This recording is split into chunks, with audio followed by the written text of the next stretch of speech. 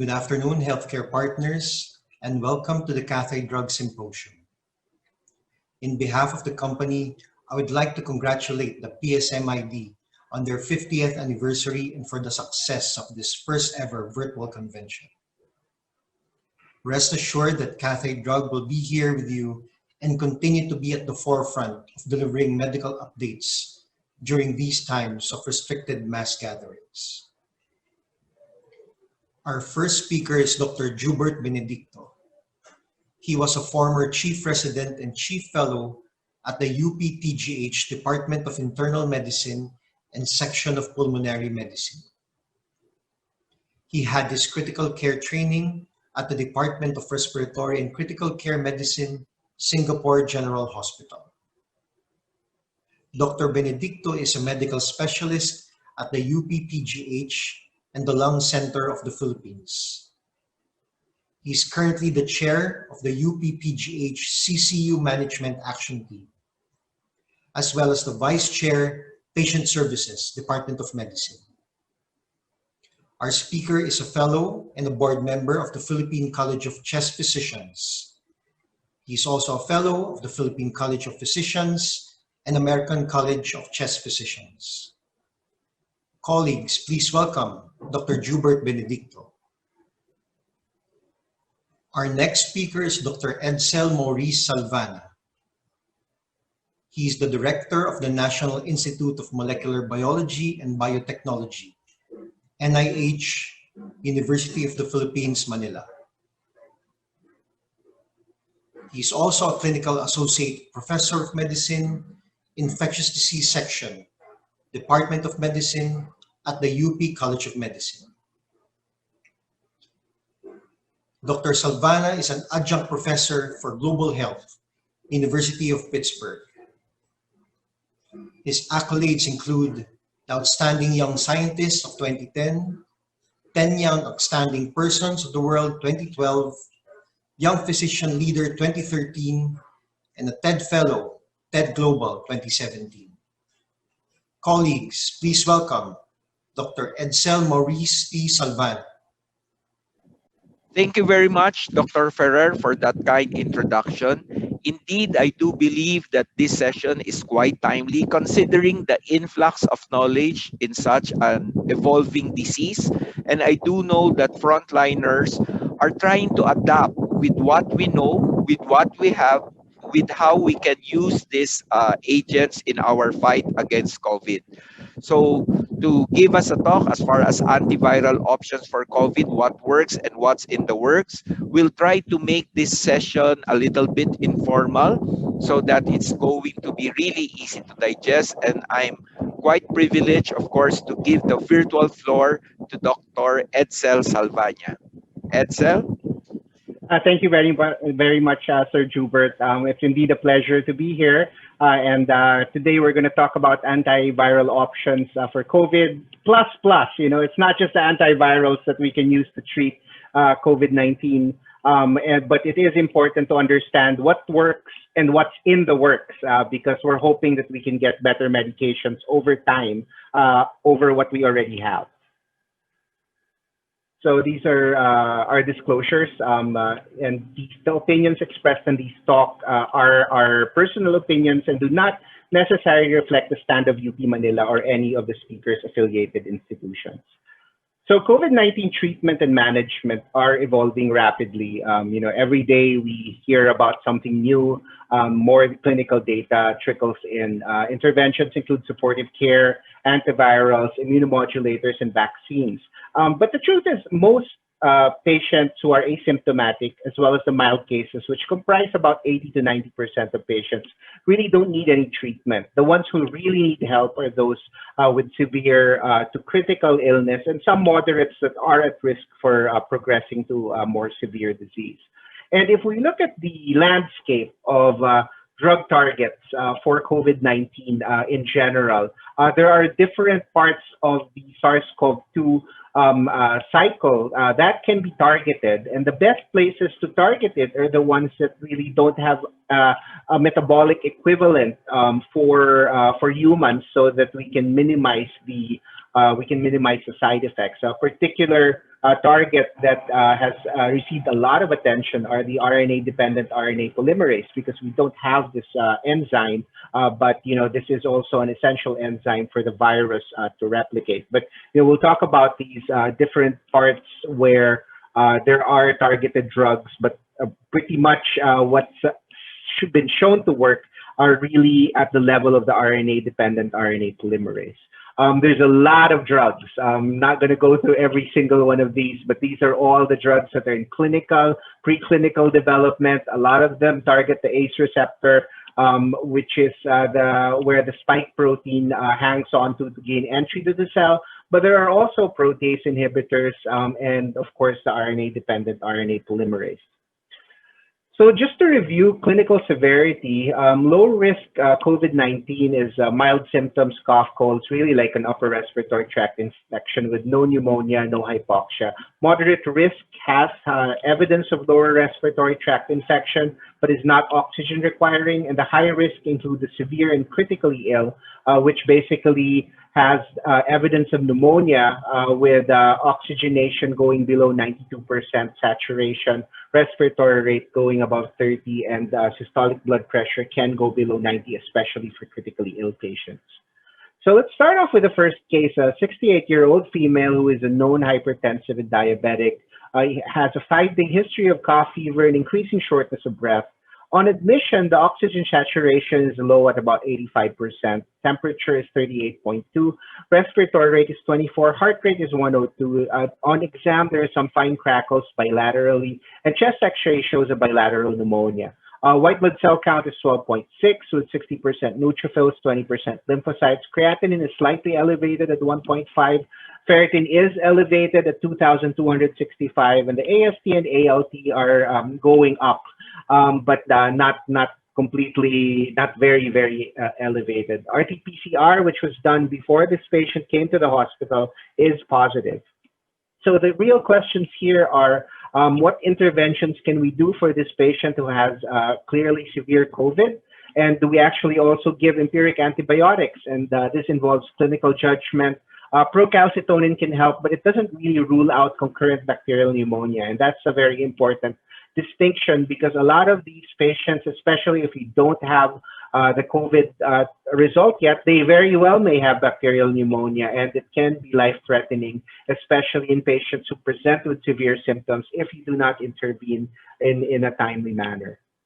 So just looking at the PSMID guidelines, and we go down the algorithm where this patient has severe disease, we know that we're going to give dexamethasone 6 milligrams for 10 days. That's standard of care, along with thromboprophylaxis, referral to Dr. Jubert.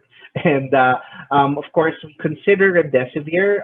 Interferon beta 1A is no longer standard of care because Solidarity showed that it doesn't work. Convalescent plasma is still being investigated and does have mixed data. So let's talk about remdesivir, which is the antiviral that is being used for compassionate use for patients with severe disease. This is a broad spectrum antiviral. It was originally meant for Ebola. It's been tried in other coronaviruses, MERS. And it's an RNA-dependent RNA polymerase inhibitor. And this is the structure. It's a prodrug. It actually mimics a nucleic acid nucleotide, triphosphate nucleotide, and it gets incorporated into the growing RNA chain as the virus tries to replicate, and it causes chain termination, and that's how it works. It basically interferes with the virus's ability to make more RNA or make copies of itself.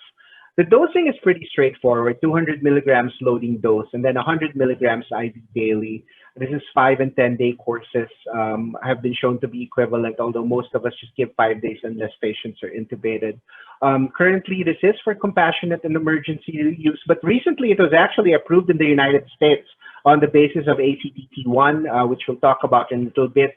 It's also approved in Singapore, Taiwan, and Japan, and even the EU is considering a wider use after the phase 3 clinical trials showed that it decreased the risk or decreased the time to recovery. In the Philippines, it remains for compassionate use. And just looking at the site of action again, it is at the level of the RNA-dependent RNA polymerase. And just going closer, we can see that ribavirin, remdesivir, and favipiravir, all three drugs actually inhibit RNA-dependent RNA polymerase. And so this is where it's most promising in terms of site of action for these kinds of drugs. And so hopefully we'll see better data for others, for other parts of the life cycle of the virus. Maybe we can use them in combination so that we can have a magnified effect. But really, the most important article that was used for approval in the United States for remdesivir is this one, which is also known as ACTT1.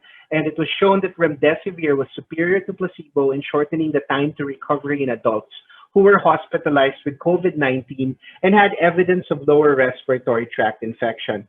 The interesting thing here is that the symptom duration seemed to also predict how well people would do. And people who got remdesivir with a symptom duration of less than 10 days actually did better, as a matter of fact. So starting remdesivir early is also a feature of this trial in terms of thinking about when it's best to use, because once you have cytokine storm starting up, then it might actually be too late to have a good effect. And there is also another particular trial that looked at, this is not a trial, but rather a cohort receiving standard of care compared to patients who were getting remdesivir. And this particular cohort actually did show a significantly improved recovery and a 62% reduced odds of death compared to standard of care in patients with severe COVID-19. The other interesting thing about Act 1 is that this was used in all hospitalized patients regardless of whether they needed oxygen or not. And what they found was that patients who had moderate disease also benefited from remdesivir. The recent Solidarity trial reported no benefit for remdesivir and 28-day mortality, and that was their primary endpoint. And that's an important distinction because Act 1, the primary endpoint was time to recovery. And so Act 1 actually did not show a mortality benefit either. And so this is fairly consistent. They also used a 10-day course in Solidarity. There was no placebo. It was an open label trial. And also there was a lot of heterogeneity because these are different countries all over the world that are doing these trials. But it was a huge trial. So, you know, we should pay attention when you have huge sample sizes. They can tell us a lot about what's going on. And among the treatments, because they also used lopinavir, ritonavir, they used interferon, and they used chloroquine, it was really only remdesivir that had a favorable relative risk of 0.95. Of course, it crossed 1, so that wasn't statistically significant.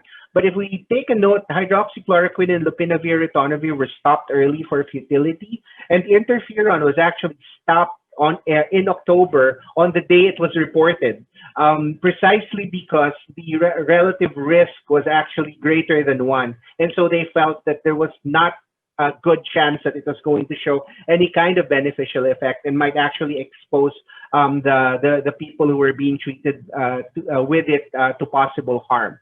So out of all the 4 drugs in Solidarity, during the interim report, only remdesivir is still enrolling, and they're adding new meds and also combinations. So this is actually not inconsistent with what was found with Act 1, but it does tell us that while remdesivir can be beneficial for decreasing the time to recovery, its effect on mortality, if it does have an effect on mortality, will be small, but it doesn't seem like that it increases your risk of dying.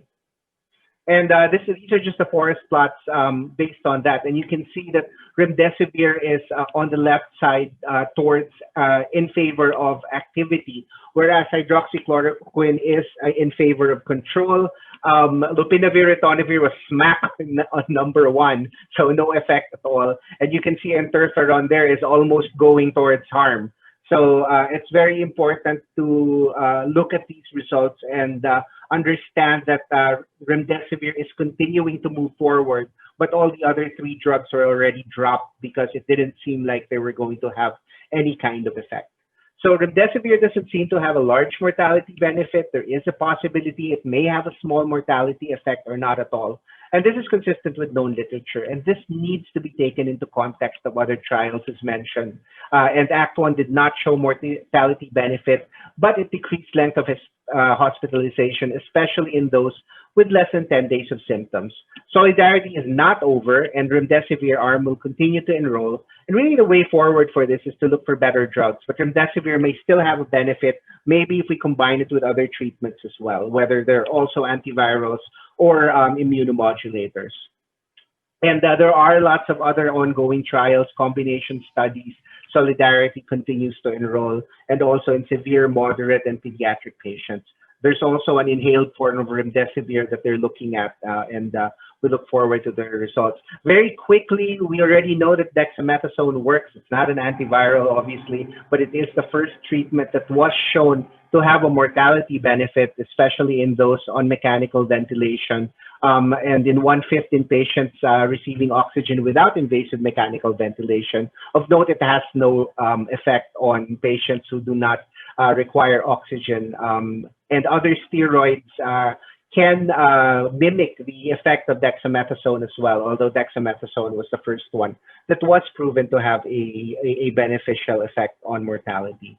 High flow nasal oxygen is preferred over non-invasive ventilation, and there are more ventilator-free days from high flow nasal cannula compared to conventional oxygen therapy. And so this has really been a good, it really has been a good way that we've actually prevented people from ending up on the ventilator and having more morbidity and mortality.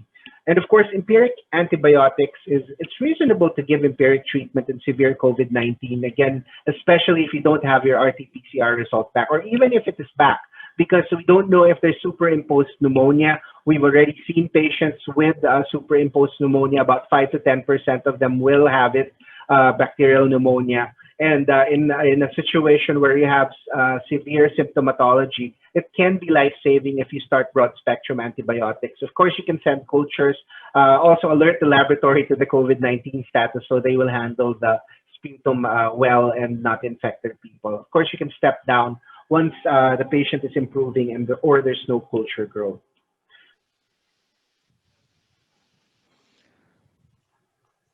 So, Edsel, so far, it seems like there's still hope for remdesivir. If I got you correctly, you did wonderfully in terms of looking at the studies, looking at specifically the possible profile of patients who would benefit from remdesivir. You emphasize that in all probability, these patients may belong to that category, severe to critical, and then if they have less than 10 days in terms of symptoms, yes, then maybe they are the ideal candidates for remdesivir. Having said that, ano ba yung nakikita mong signals there to tell you, that there's still some glimmer of hope as far as remdesivir is concerned? Well, first of all, I think the fact that the RR for Solidarity, despite all of the heterogeneity, and they did a 10-day course, and different countries are doing this, the fact that the RR, compared to all the other drugs, actually was in favor of remdesivir shows that it really does probably have some sort of effect. It's going to be maybe a small mortality benefit, but also as we get better at taking care of patients, the mortality will be low naman talaga. So it's going to be hard to capture that that effect, especially if we're taking better care, especially of moderate risk patients. It may be magnified, but the problem is in severe and critical, a lot of these people are already in cytokine storm. So antiviral effects may not actually even be very good anymore, especially if the immune system is activated. The virus might actually be gone already. The only problem then is that the body can't help itself, and we need the dexamethasone to settle it down. You mentioned earlier, in fact, and I fully agree with you, that the things that we know as far as this virus is concerned, how our body responds to the presence of this virus, is continuously evolving.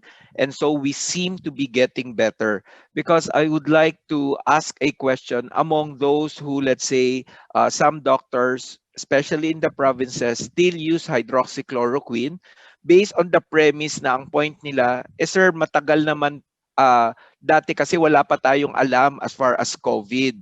Hindi natin alam that, dexamethasone may work, high flow nasal cannula is there. Yes, proning may work as well. And therefore, masyado po naman nating mabilis na kinondone yung hydroxychloroquine. So there's that school of thought. Considering na, alam nyo, tagal-tagal na sir ng hydroxychloroquine sa market. So in terms of safety, etc. So what's your take on that? Talaga bang the door is closed for hydroxychloroquine and the other antivirals that we were using earlier on in the pandemic? I think at this point, there's still some ongoing studies for prophylaxis, lower Correct. dose of hydroxychloroquine, and we can wait for those. But really, based on solidarity with all those numbers of patients, again, it's something that we have to respect the fact that they were able to enroll so many patients in so short a time. The fact that remdesivir seemed to show some benefit, albeit not significant, versus the suggestion of harm for all those other three drugs. I don't think there's any reason why we should continue to use lopinavir, ritonavir, hydroxychloroquine, or interferon beta, at least in the short term, unless we have better data from the clinical trials that are still ongoing. Because we have remdesivir, which actually has shown that it has a good effect under RCTs on time to recovery, especially in those who have had symptoms less than 10 days. And it may end up having a small mortality benefit. So I don't see why we should push the issue, except maybe from a cost standpoint. But again, cost versus somebody dying, I think there's an issue there. Our motto always is first do no harm. So parang no-brainer, No-brainer. So well said. In terms of your last bullet as far as the use of empiric antibiotics, and I fully agree with you, it's quite challenging. The main challenge actually as practitioner is when we ask our colleagues, especially the trainees, na baka naman pwedeng ihinto na natin yung antibiotics because they will tell us, the patient is getting better. We don't know for sure if this is secondary to the pneumonia or secondary, of course, the antiviral that we're giving the patient. Is this just plain and simple COVID? And good news, the patient is turning around. But of course, parang nakakapanghinayang daw na ihinto yung antibiotic at that particular point in time. And so they frequently, quote-unquote, compromise. Sir, magbigay na lang tayo ng 7 days, total 4 days na natin nabigay What's 3 more days? So any perspective on such a stand? Yeah, I think those kinds of decisions can be individualized, especially, what's the risk of the patient of dying if you make the mistake of removing the antibiotic too early.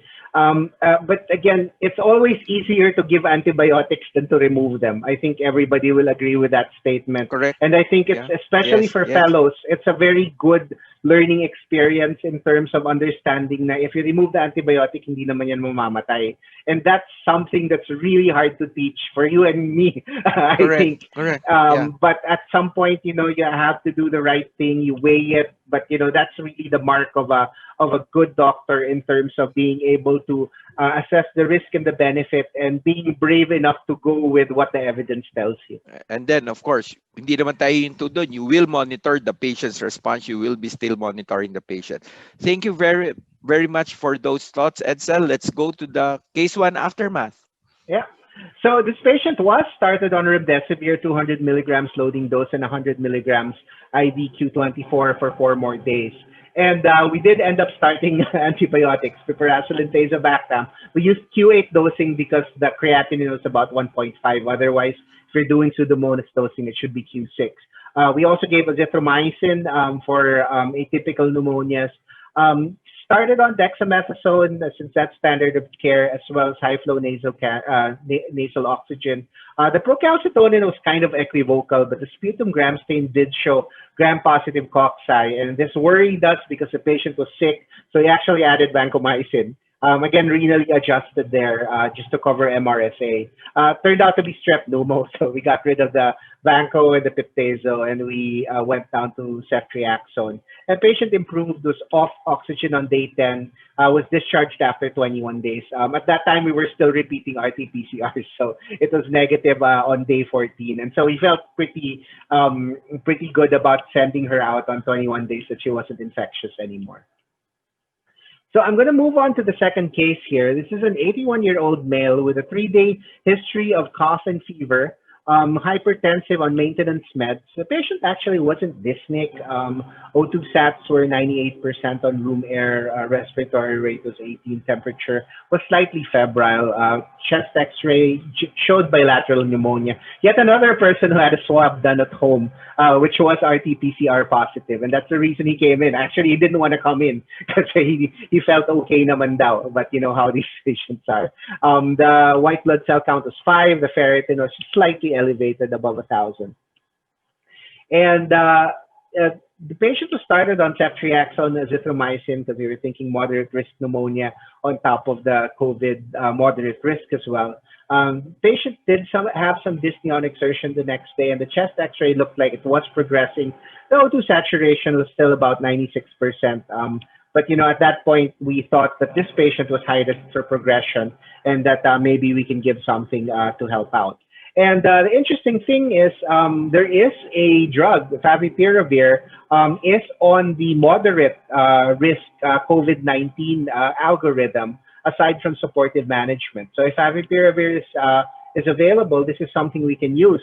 But even more remarkable, with the update on November 7, for moderate, suspect probable or confirmed of the PISMID guidelines, it actually now includes remdesivir as well, because of Act 1 results, where they showed that there was benefit for using remdesivir in hospitalized patients, whether or not they required oxygen, and that includes moderate risk patients. So the investigational drugs for moderate COVID-19 right now are favipiravir, remdesivir, or convalescent plasma. And again, because of the level of evidence that we have right now, these are things that still need to be done under compassionate use, and you need to get consent from the patient. So for favipiravir, the trials are promising. It's already approved for mild to moderate COVID-19 in India. Now it's approved in the US for moderate COVID-19. I'm sorry, that's remdesivir. Remdesivir is approved for moderate COVID-19 in the US, not favipiravir. It is an open label, non-randomized trial that actually showed favipiravir compared to lopinavir, ritonavir resulted in earlier viral clearance and more patients with chest CT improvement among non-severe COVID-19 patients. There are a lot of clinical trials ongoing as monotherapy or also in combination with immunomodulators. Now, the mechanism of action is actually the same as that of remdesivir at the RNA-dependent RNA polymerase enzyme. There is actually data, unpublished, not peer-reviewed, that one of the phase 3 clinical trials met its primary endpoint, which is actually to decrease the time to recovery from 14.7 in the placebo group to 11.9 days in the favipiravir group. It's very, very similar to remdesivir, which is interesting because they act at the same level on the RNA-dependent RNA polymerase. So I think that there is a real effect, and this is just consistent with both drugs actually having a good antiviral effect. It's just really a matter of timing when we actually give it. And this was statistically significant. You can see the adjusted hazard ratio there. It is still for peer review and publication, but hopefully it comes out and this we can have this approved on the basis of this data so that it'll be more accessible. So fingers crossed on that one. So for favipiravir, Edsel, Madami kasing tableta yung swallow ng patient. So, 9 tablets because 1,800 milligram twice a day on the first day, and then subsequently 4 tabs or 800 milligram twice a day subsequently. Why that dosing? I'm just wondering, is it based really on studies? Why that, such a huge dose? Tapos corollary question, can we have, a tablet with 400 milligrams possibly para less ang i-ingest na tablets? Yeah, so that's actually based on the pharmacokinetics, pharmacodynamics of this drug, because they use this drug actually for influenza. And Okay. the thought process here is that you need a higher dose because the RNA-dependent RNA polymerase of COVID-19 might be harder to affect in that sense. We don't know, but that's Okay. that's what they postulate, so that it's the best dose that you can give without getting to severe toxicity that might have an effect. It might actually go down later on Correct. if they Yeah. feel more comfortable. But the point was to demonstrate an effect. That's also why hydroxychloroquine, they use such high doses to begin with, based on that. I mean, there are other drugs like, for instance, for HIV, zidovudine. They started with horrible, horrible doses at the very start. People had like 16 tablets every 4 hours. Wow. And it was super toxic, but eventually, they brought it down. So it might go down. I can't say for sure. Hopefully. Yeah, there is a 400 milligram tablet somewhere out there. So maybe that will be better. Although kailangan mo siyang hatiin with Correct. 1,800 milligrams. Uh, any thoughts na pwede ba tong ano na lang, imimix ko with remdesivir, let's say remdesivir and then switch to favipiravir since they act on with the same mechanism of action? Yeah, I don't know what that's going to do. They act at the same level, but the other problem is there might be some competitive inhibition if theoretically when you have two drugs acting at the same level. So we don't know. Maybe they'll have to do the pharmacokinetic trials for that, just to make sure. But it's very tempting actually, because you got 2 or 3 days and the patient's getting Correct. better, so Correct. easy to step down. But I think that needs to be studied more. So we should be data driven and then based on science in terms of our decision making. Okay, let's go to the aftermath, Edsel. Yeah, so this patient actually did get favipiravir. This is the first patient I ever put on favipiravir. I've had 3 more after this, and they're still all alive. Of course, that's anecdotal, but at least 0 pa yung deaths so far. And I guess I picked my patients correctly kasi moderate risk sila. And this patient actually did complete a 14-day course along with the loading dose. I've had some patients that I had to stop. I think 2 of them I had to stop on the 5th day because of increasing liver enzymes, but they did okay naman. The pneumonia did not progress. Oxygen saturation did not deteriorate. Patient was given supportive oxygen, but no more than 1 to 2 LPM, and the SATs never went below 95%. This patient was discharged well on the 14th day. No more symptoms for that time, about 5 days, and kating-kati na talaga siya umuwi. We didn't do an RT-PCR because it's time-based recovery naman, and he looked okay. And the chest X-ray was much improved. Right, so the last case here is a 77-year-old male diabetic who is on chronic hemodialysis. There's a 2-day history of cough, low-grade fever, and increasing shortness of breath. On admission, the O2 saturation was low. Patient was highly febrile. Respiratory rate of 32 degrees, heart rate of 98. Crackles on the right, chest X-ray shows right middle lobe pneumonia. The white count was high, 70% neutrophils, creatinine is high, end-stage renal disease anyway. Ferritin was actually low, and AST/ALT was elevated. RT-PCR from 10 days ago, because this is a dialysis patient, is negative. So really, what are we going to do with these kinds of patients? And this is always very challenging. You know that this is a dialysis patient. They're at risk for COVID, but at the same time, they have many other things that can get them into trouble. Do we swab again? And I think because of the pneumonia, everybody will swab this patient again. Even though it may be bacterial. What are the interventions? And is this somebody that we give empiric COVID-19 antivirals to? Yet another challenging thing, especially because the liver enzymes are elevated. And going back to our algorithm, certainly you can start the dexamethasone and thromboprophylaxis and the pulmonologist. We did consider doing remdesivir, but decided not to, and even not convalescent plasma, but we thought about um, uh, well, we did think about convalescent plasma. We didn't. We decided not to go ahead with it actually. And the procalcitonin was high, and the sputum did show gram-positive cocci and some gram-negative bacilli.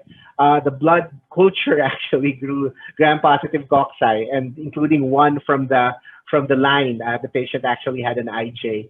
We started the dexamethasone. We also gave meropenem because of those gram-negative bacilli, and we always worry about hospital-acquired bugs in these patients who have who are chronic dialysis patients, especially extended spectrum beta lactamases.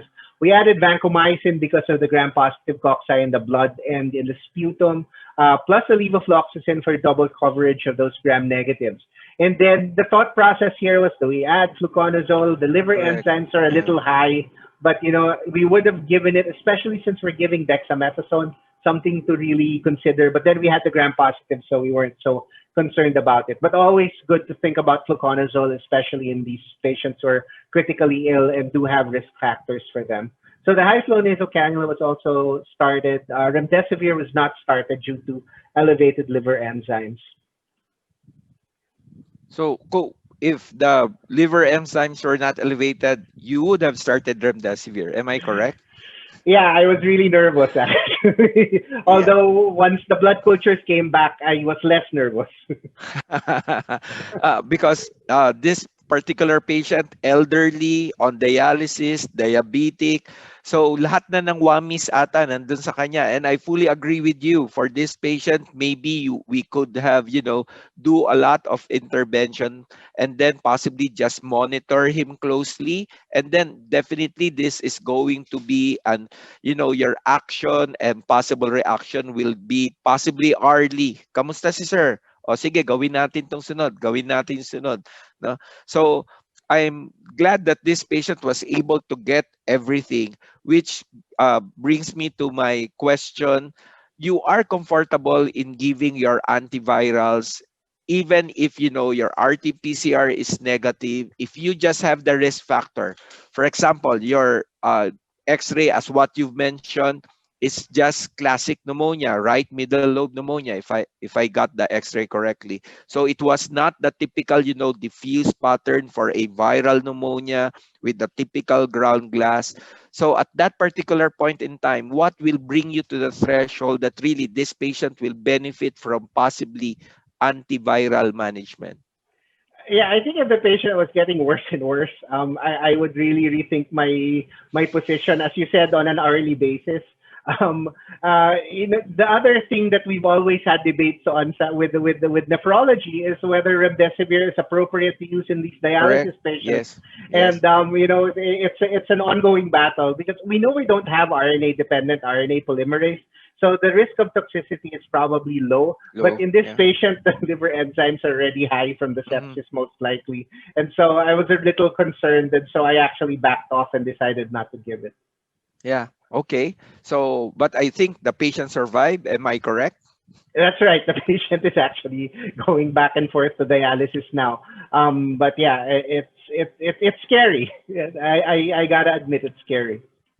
Okay. So at least good news for the patient. No? So even if the patient was critical, the patient was able to weather the storm. And of course, good news.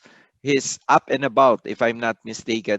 How did you, just curious, how did you prime, let's say, the other caregivers for this patient, considering, that the patient, on one hand, may have been given a lot of interventions, but on the other hand, you are quite hesitant to give the other intervention. So you were really trying to balance everything, and you were doing the right thing because the patient you did the right thing because the patient was discharged. But I'm just curious, how did you prime the relatives when you were when all these thoughts cross your mind?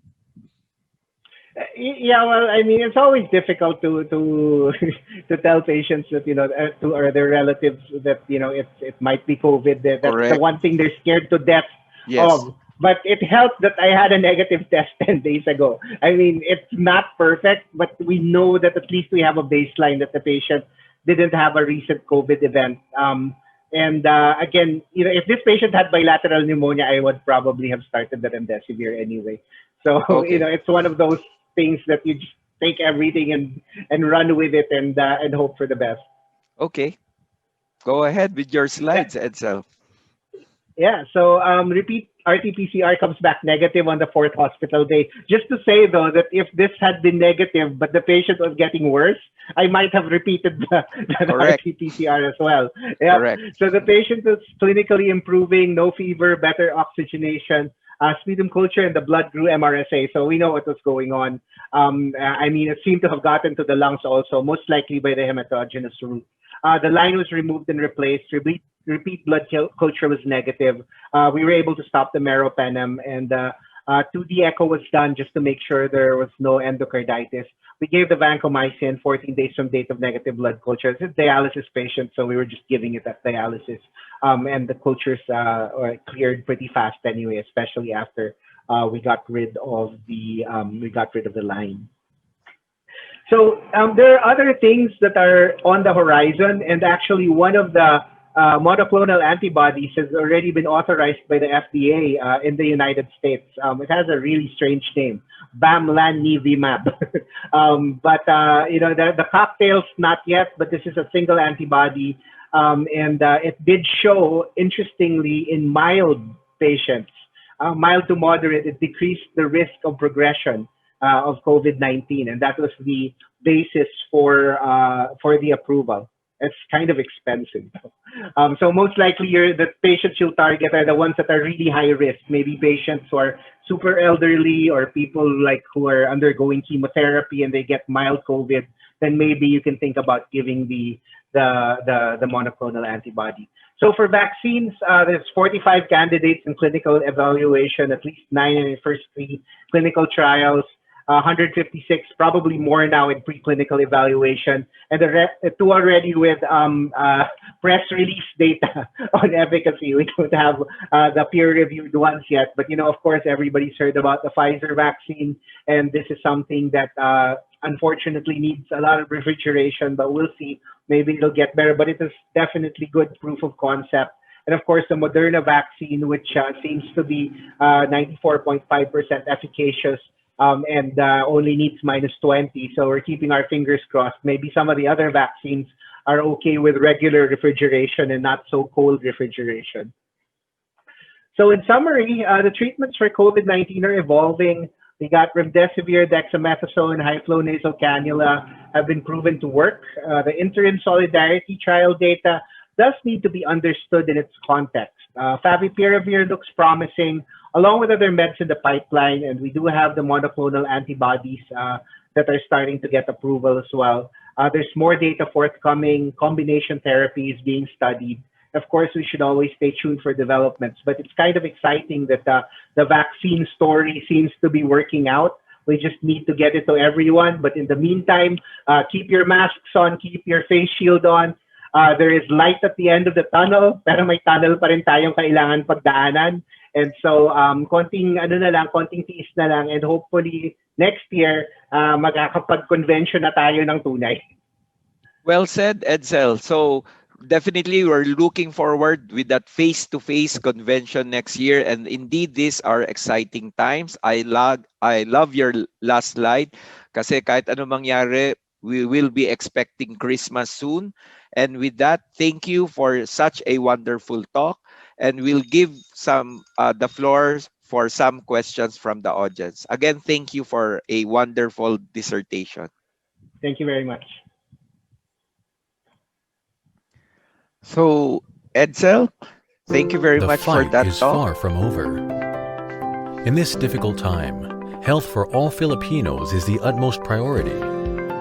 Together, we go hand in hand as we face this challenge in the new normal. Respiratory problems cause a substantial impact in the quality of life, and poses a significant healthcare burden. Local and foreign treatment guidelines recommended to control symptoms and prevent exacerbations would be the cornerstone in effective disease treatment. As our valued partners, we at Cathay Drug continue our mission to deliver reliable, time-tested, and high-quality products at an affordable cost among all Filipino patients. For respiratory problems, we provide the following portfolio: Fluimacil 600 milligrams, Zicast, Zymacort, Meprazone, Adiflo DPI and Adiflo MDI, Humor.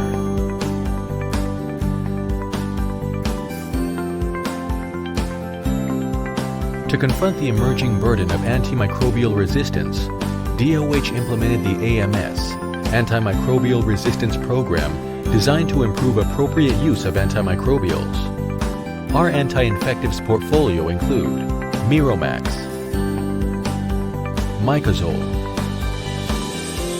Silgram, Azimax, Loxiva, and for our anti-vertigo, Overt.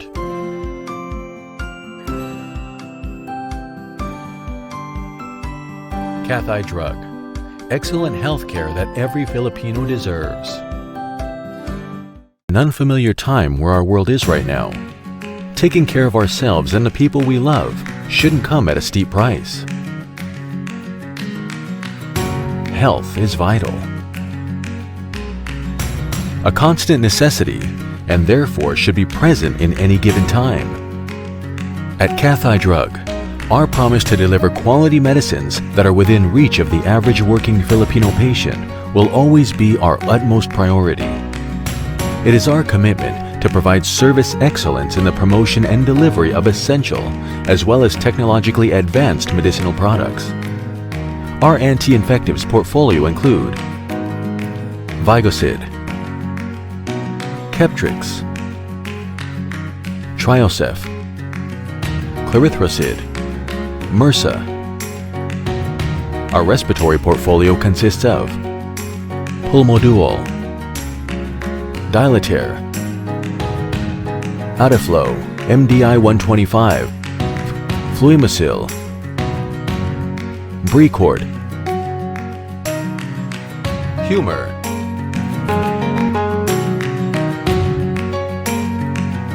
Cathay Drug, for the care that all Filipino patients deserve.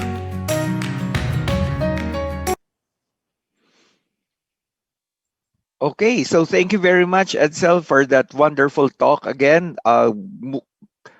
journeying us through the evolving landscape of management, especially with the promising antiviral agents.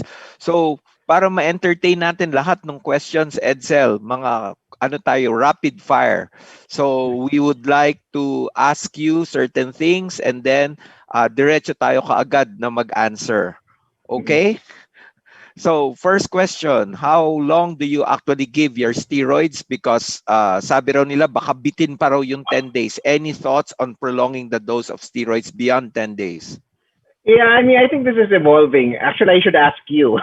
You're probably more up to date, and I know they're also using higher doses. So let me ask you that one because I'm going to learn from you. So basically, the recovery really just recommend the 6 milligrams once a day for 10 days.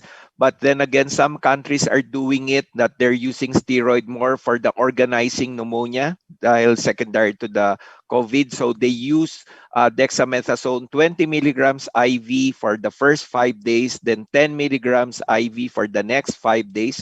So mas mataas siya because you have a different intention. You are not just after the hypoxemia. Having said that, majority of COVID kasi, especially if you catch the patient na chronic na, has this post-COVID fibrosis already, and then that really requires a lot of oxygenation, rehab, etc. dahil post-COVID syndrome na siya. So it's a different approach for us pulmonary specialists. The next question, kailan po ba talaga ang start ng symptom count? Let's say, for example, you have an asymptomatic patient, comes in raw sa ER, asymptomatic siya, and then just wants to have a RT-PCR test. Turns out to be negative, kaso lang may ubo-ubo siya. So when do you actually start the symptom count? Well, if negative siya, Negative, pero sa bandang pero may huli daw pneumonia na. umubo-ubo. Hindi, wala Oo. daw. Wala. Yeah. Pumunta lang sa ER para magpa-test. Yeah, I would probably treat that as a potential false negative pa rin. And so I Okay. would count from the onset of the symptoms at least 10 days, assuming hindi siya mag-severe, and then at least 3 days na wala ng symptoms. That's probably the safest way to treat that, because if it's consistent with COVID, tas may exposure siya or mataas ang community burden, we know naman at the best of times 80% lang yung sensitivity ng PCR with the respiratory samples. And so I think I would rather err on the side of caution. But in general, kung may symptoms, we count from usually the onset of the cough or the fever, whichever comes first. Kung walang symptoms, we count from the positive culture, the positive RT-PCR. We count 10 RT-PCR. days from that, yes. Okay, so mas mahaba, mas okay, more or less. Okay, so other questions here. So related sa ating armamentarium, what's your take as far as tocilizumab naman daw is concerned? Is the door closed for tocilizumab? No, I don't think so. Actually, I'm sure you have a lot to say about that as well. But my take on it is there's been some pretty promising data. I think the issue lang naman talaga is the sweet spot when you're supposed to give it.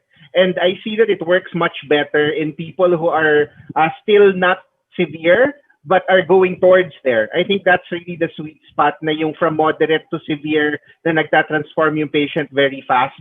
And that's when I think it works best. If you give it in somebody who's already intubated, it's too late. It's probably not going to work anymore. But yeah, I mean, I think you probably have even more experience with this than me. Yeah, for tocilizumab, there was a positive trial which was just published nitong November 13 sa JAMA, and then telling us that those who were given tocilizumab had better time off the ventilator, to be off the ventilator. So more ventilator-free days. But then again, I fully agree with Edsel. It has to do something with when do you actually give it. Hope you don't hesitate in giving it. And yes, that's the sweet spot when your inflammatory markers medyo tumataas na. Don't wait for the patient to really be tachypnic or really requiring a lot of oxygen. Maybe that's the proper time to give your tocilizumab. Some other questions previously para ma-answer lang natin sila. So there were some questions. Agents for prophylaxis as of now. Nothing. Nothing. I mean, there is yung monoclonal antibody, their recommendation is mild to moderate, actually. So, baka even mild patients. So, it seems like a lot of money to pay for it. And so, IDSA doesn't recommend routine use. But, you know, there might be patients na who are at high risk for progression, mga immunocompromised. Those are the situations that you can consider using it. May nag-Viber dito. How about the prophylaxis among healthcare workers? Meron ba? Actually, you know, the one that would make a lot of sense are actually the monoclonals. Pero ubod ng mahal na yon. Kasi parang passive immunization na yun eh. You give it to them, it's gonna last for what, 3 to 4 weeks. You know, that could be a bridge towards until the vaccines get here. Having said that, baka hindi gumana yung vaccine kung meron ka pang monoclonal in your body kasi it might neutralize the vaccine. So, you know, there's pluses and minuses. I think it remains to be seen. Yeah, I came across some studies using melatonin as prophylaxis sa healthcare workers, pero they give it really high. So they give it 20 milligrams ba per day, and then they give it pag nagko-COVID, COVID tour of duty. So when you are assigned COVID wards, I'm just not too sure. Syempre, yung common side effect niya, somnolence. So mahirap naman din mag-duty na antok-antok ka. Right. Yeah, I Oh, don't know much about it either. I know there's an RCT that they're trying to do, pero again, as we get better at taking care of COVID patients, they do really well. Eh. So if there's a small effect, it might not be as apparent and might not reach statistical significance. yeah. Tama-tama yung sinabi mo because ito na siguro yung last questions, Edsel. There's always this argument, is it statistical significance or clinical significance that we want to go for in terms of studying, in the context of pandemics? So sometimes kasi, of course, some clinicians will tell us, kahit na hindi maganda yung study, gumaling yung pasyente ko. So gamitin ko siya sa next patient. So any thoughts on how to reconcile statistical significance and clinical significance? Well, I think if you think about your study well enough, if you plan ahead, then you are actually going to pick a clinically significant outcome. And so, if it's statistically significant yung primary outcome mo, then that translates to to improved clinical outcomes. The other issue is the primary and the secondary outcomes. We remember that the studies are not powered to look at the secondary outcomes, but we have to take these with a grain of salt. Kaya nga yung issue with WHO using secondary outcomes na walang effect yung remdesivir to dispute primary outcomes from an RCT in the US, yung Act 1, just doesn't really make any sense. And IDSA and US NIH guidelines both recommend remdesivir use in severe and critical patients, and the level of evidence is A1. For WHO to say that there is no evidence that it works is just unbelievable. Okay, Edsel. So well said. Thank you again for that wonderful talk. And of course, we tried answering everyone's concern. And I do believe that this is a very relevant issue that's still evolving. Baka tong mga answers mo 2 weeks from now, hindi na tama. Pwede yon, di ba? Yep. So, Iba na. again, thank you very much for the organizers of this wonderful virtual symposium. And thank you to our participants. And of course, we would like to turn the floor over now to Dr. Miko Ferrer. Thank you, Dr. Jubert, and thank you, Dr. Edsel, for that very high-yield lecture and Q&A segment. Indeed, we really need to keep ourselves updated as the management for this viral menace is continuously evolving. Maraming salamat po ulit. Now, to give the closing remarks, may I call in the Assistant Treasurer and a board member of the PSMID, Dr. Carl Henson. Hello, everyone. I'd like to thank Dr. Edsel Salvania for that very comprehensive lecture. COVID therapeutics is really one of the fields where there's a lot of development, so we need to keep up with the evidence. I'd also like to thank Dr. Jubert Benedicto for facilitating the discussion. On behalf of the board of PSMID, I'd like to thank Cathay for partnering with us in mounting the 42nd annual convention. We felt that the scientific lessons that we will impart with this convention needs to be communicated now more than ever. And your partnership in this endeavor has helped to make this happen. We shall be sending certificates of appreciation to the speakers, the moderators, and of course, Cathay by email. I'd like to thank you all, our attendees, for attending this afternoon's lecture, and we look forward to seeing you in the main scientific sessions that will immediately follow this lecture. Please don't forget to exit this Zoom webinar room and click on the evening session Zoom link on the convention website. Thanks, everyone, for attending, and we hope for a really productive conference after this.